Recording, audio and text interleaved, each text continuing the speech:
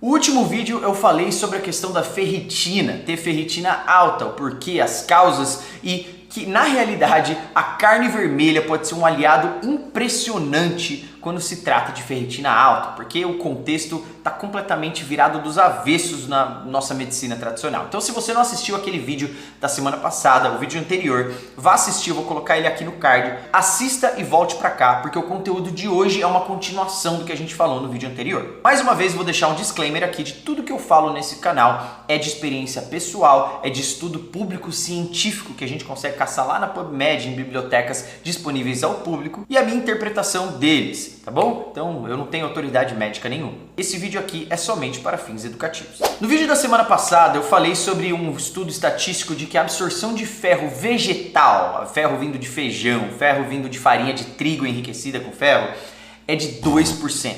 Isso a gente descobriu lá naquele estudo. E que o ferro de origem animal, o ferro M, é um ferro de 35% de absorção, infinitamente maior. Portanto, a questão da ferritina alta, que acontece com muitas pessoas metabolicamente danificadas, é por conta de um excesso de carboidratos refinados na nossa dieta.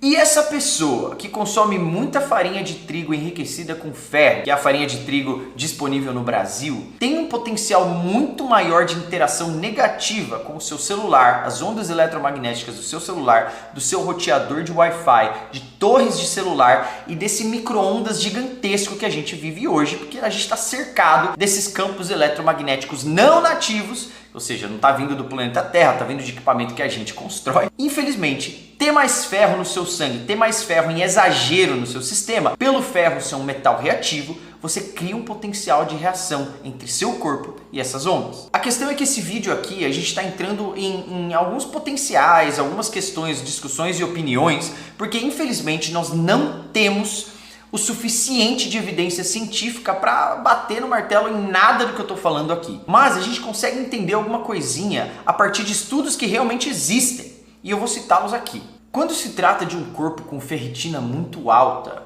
você tem um volume de ferro muito maior no seu corpo. E assim como o planeta Terra tem um núcleo de metal derretido gerando campos magnéticos, que para quem vai viajar lá para a Islândia consegue ver a aurora boreal, para o Canadá e ver aquele campo magnético sendo refletido pelo Sol, a mesma coisa acontece quando a gente tem um EMF, que do inglês são ondas eletromagnéticas, interagindo com o seu corpo. Claro que numa escala completamente diferente, mas proporcionalmente nos humanos, isso pode ser um alerta. De 30 anos para cá, a gente teve um salto exponencial da exposição que nós temos diariamente, da intensidade da exposição a esses EMF. Uma das coisas é a gente sair da internet cabeada, que é uma internet que a gente era toda plugado por cabo, que toda aquela comunicação acontecia limitada, local ali, e começou a se dispersar através de ondas, de frequências eletromagnéticas, fazendo a comunicação entre um roteador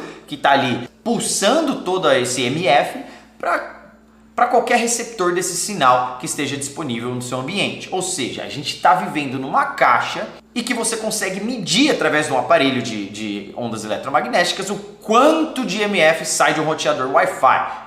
É muita coisa. E apesar da gente ter alguma certa evidência de que as pessoas são afetadas por isso, principalmente na questão do sono profundo, as ondas do seu cérebro para atingir sono profundo são afetadas por um roteador de Wi-Fi ligado, algumas pessoas têm muito mais sensibilidade a isso do que outras. E a hipótese que eu estou levantando aqui, que eu não tenho evidência suficiente para falar, mas é uma discussão interessante, é que pessoas com alto valor de ferritina tem muito mais reação a esse tipo de EMF do que pessoas sem. E isso também se dá a qualquer outro tipo de metal. Pessoas que têm nível elevado de alumínio no sangue, pessoas que têm nível elevado de cádmio, qualquer que seja o metal que esteja em excesso no seu corpo, você vai ter uma interação maior com esses EMF, os campos eletromagnéticos do mundo moderno. Não nativos, né? A gente está falando do campo eletromagnético da Terra, que é algo nativo. Para a gente não ficar só em falação, em acho, em achismo, existe um estudo do Journal of Medicine Signals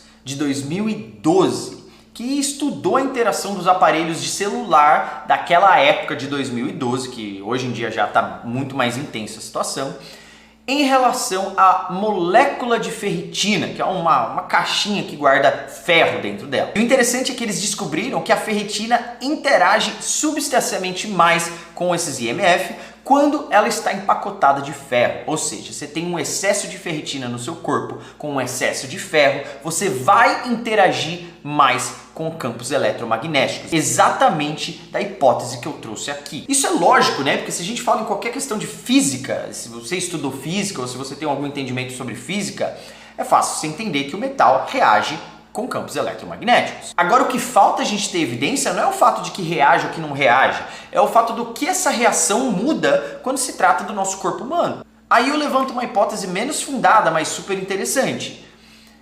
Ninguém quer ser uma antena ambulante quando se trata de um ser humano, certo? Você está puxando toda essa radiação, porque isso não deixa de ser uma radiação, para dentro do seu corpo. O que acontece no seu metabolismo? O que acontece na sua produção de ATP dentro da sua mitocôndria? E dos vários estudos que a gente tem falando que câncer é uma doença metabólica e é uma doença da mitocôndria. A sua mitocôndria tem uma defasagem de produção de ATP e as coisas começam a se desenrolar lá dentro. Quando historicamente o ser humano aumenta a exposição a rádio, a eletromagnetismo não nativo, esses casos começam a aumentar. E evidentemente pessoas mais saudáveis, pessoas com a ferritina normal, pessoas que consomem predominantemente mais proteína e menos farináceos, menos açúcar e tem metabolismo relativamente controlado, têm menos disposição a terem esses tipos de casos de câncer. Lembrando que isso daqui é uma discussão baseada na minha opinião, tá? Realmente eu não tenho muita evidência científica para falar sobre isso. Isso aqui é só uma conjuntura. Para finalizar, tem um estudo da Universidade de Medicina de Makerere, na África, que eles colocaram ratinhos, roedores, em umas caixas assim, com a exposição de IMF exatamente na mesma frequência que celulares, tá? Só celulares produzem. E eles estudaram o que muda na reação do ferro nesses ratinhos, os ratinhos que têm uma ferritina relativamente alta. Eles descobriram que a capacidade de ligação da molécula do ferro se altera e ele começa a ser um pouquinho menos previsível. Esse ferro começa a oxidar de maneira diferente. E se isso acontece numa menor escala, que foi feito no estudo, imagine uma pessoa que tem uma ferritina 10 vezes mais alta do que o normal. Que fique isso uma discussão interessante para você ter com quem está na mesma vibe que você, de discutir sobre saúde, sobre bem-estar, que pode até flertar com a teoria da conspiração, mas é uma conversa para se ter, porque a gente já desenvolveu muita coisa que antes era meio